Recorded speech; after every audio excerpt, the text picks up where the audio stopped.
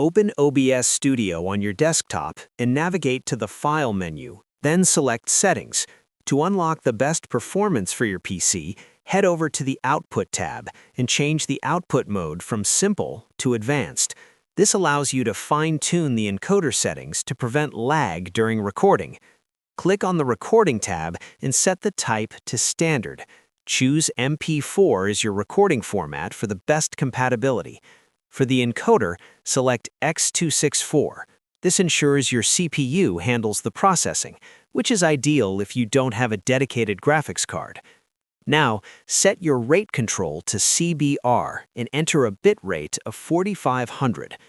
Under the CPU usage preset, select superfast to reduce the load on your processor. Set your profile to high and your tune to 0 latency to ensure the smoothest possible output without frame drops. Finally, go to the X264 options box and paste the optimization command found in the video description. This extra line of code helps your PC manage resources more efficiently while recording.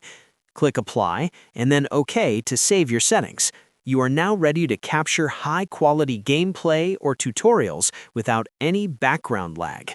If this helped, drop a like and subscribe. Also, press the bell icon for more tech tips. Thanks for watching.